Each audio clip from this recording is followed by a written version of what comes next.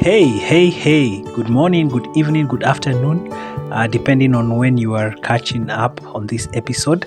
I hope and trust that you are well today. I hope and pray that your week has gone well thus far, and that as you come into the end of the week, you are well and you're looking forward to a restful weekend. This is yet another day that the Lord has made for us to rejoice and be glad in it as we get to look deeper into the story of Esther, or rather, a continuation of the story of Esther. Today, specifically, I want us to look at the 6th chapter of the book of Esther. Again, it's a short chapter, not really long, but again, it holds a lot of weight. And so, for you to actually get a good understanding of chapter 6 of the book of Esther, one has to go back to the 3rd chapter of the book of Esther from verse 19 to 23. Basically, what happens there is Mordecai uncovers a plot to assassinate the king. There were two officers, or rather soldiers of the king, who were plotting to kill him, and Mordecai uncovers that. He tells Esther. Esther in turn tells the king. The king now is worried. There is an investigation that is done, and it is indeed found out that these two officers were plotting to kill King Xerxes. Now, in chapter 6, where we begin that story, it's at night. Yeah, it's at night. The king is asleep. Kings do sleep. And for some reason, he cannot get sleep and orders guys to read for him the book of Chronicles, basically the book of the annals of the king. If you read in chapter 3, it talks about the book of annals, basically a book of history. And from that, it is read whatever Mordecai did there. And he asks, was he honored? He asked one of his attendants, was he honored? And he's told that no, he was not honored. Then immediately the king is bothered. And God works mysteriously. Again, if you remember, one of the things we said is in the book of Esther, God isn't mentioned overtly, but we see him work in between the lines. So here, the king is bothered. God is able to bring people to lack sleep so that things can happen. And so he asked the attendant whether he was honored. Again, as I said earlier, they said he was not honored. So at that point in time, he asked, so who is in the court? Basically the king's court. And then he's told Haman is there. And so he calls Haman. And this is very interesting because he doesn't ask and doesn't tell Haman directly what he wants to do. And he asks Haman what should be given to a man who deserves the king's honor. Again, let's not forget, in the previous chapter, Haman was plotting to kill Mordecai. So listen to this flow. So Haman starts now narrating what should be done to this person, the honor he should receive, the gifts he should be given, prestigious gifts. And then Haman, I think at the back of his mind, he's like, I think the king wants to honor me. But little did he know, Haman was told, okay, now what you said, go do that to Mordecai. That is in verse 10. Humiliation 101 there.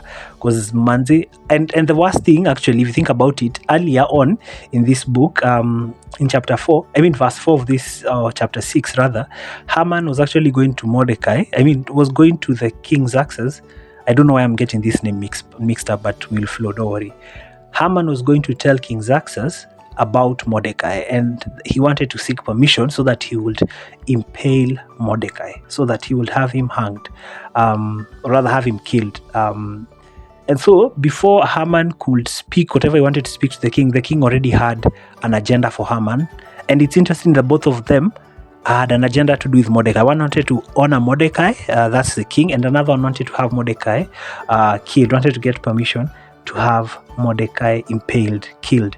Impaling is a bad thing. It's a bad practice that used to happen back in the day, where they stick a sharp stick on your backside, and it goes up through your digestive tract, and basically it kills you. You're killed by the pain and the rupture of your vessel. So that's how bad it was. And this is what Haman wanted to do to Mordecai. So again, as we said earlier, Mordecai, the king orders that Mordecai be honored the same way Haman had described. So Haman thought the king was describing him, because again, he's all up in himself. He's proud. He's haughty. The guy is gloating, seriously. And that's who Haman was. And then now Haman does whatever he's told to do. And then he is humiliated and ends up going back home. He's crying, he's worried. Why have all these things happened? Why the turn of events? And then lastly, this story actually ends with the soldiers of the king coming to take him. The king's eunuchs coming to pick him and taking him to Esther's now 3rd banquet, which we'll get to see in the next chapter. But for this chapter, it's interesting about what happens. Again, it's a turn of events. Interesting. Two people have two agendas for one person, one good, one bad. But I want us to learn two things from this chapter. Number one is that God remembers. If you read verse 1 and verse 2 and verse 4 to 9, you will see that God remembered Mordecai. And I honestly think that it's good that that lapse happened, because God knew why he had to allow that to happen. And when I read that, I am reminded that God is not a man. There's a verse in Numbers 23 verse 19 that talks about God is not a man, neither is he a son of man. Basically saying that God is not like us who forget. No, God is not like us who tend to bypass things. If you guys remember, Akeji went through the book of Genesis. There's a story in the book of Genesis about Joseph who helped somebody, and somebody forgot about him. Years and years went by and the guy had forgotten. But God is not like that. God doesn't forget. And I pray for you that if you're listening to me today and you feel that God has forgotten about you, I pray that you will take courage and rest in the fact that God does not forget and God remembers, and in your due time he will honor you.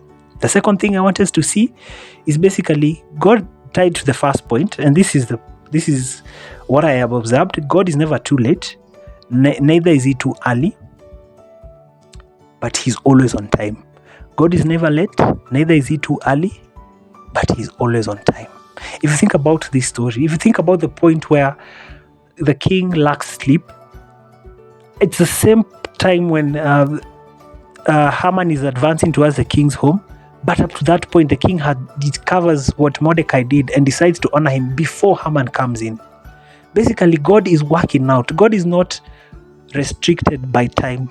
God does not understand time in the sense we understand time.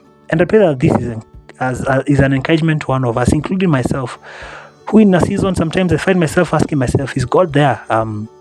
Has God forgotten about me? Why is he taking long to do things? You've prayed. One of the things I'm praying for is trusting God for a godly relationship. And it seems like God has taken his time. But as I read this, I'm reminded that God is not late. He's never late. Neither is he too early, but he's always on time. And this specific story, just before Haman comes in with the bad report to have Mordecai killed, God had already worked it all out.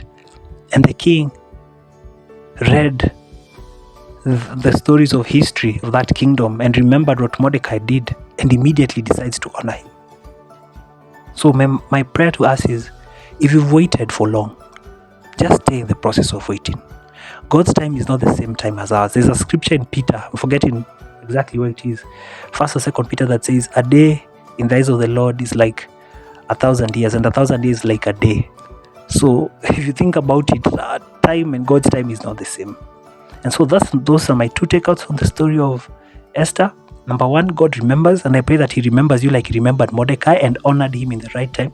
That God will remember you and he will honor you and he will bring to pass that which you want him to bring to pass. Number two is that God is never too early, or rather, God is never too late, neither is he too early, but he is always on time.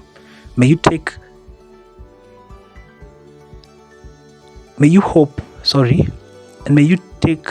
up the spirit, take up the mindset of waiting on God and believing that his timing is the best. And I pray that as we live this life, those two things will remain a constant as we relate to God. Thank you. Have a blessed weekend. See you next week. Be blessed.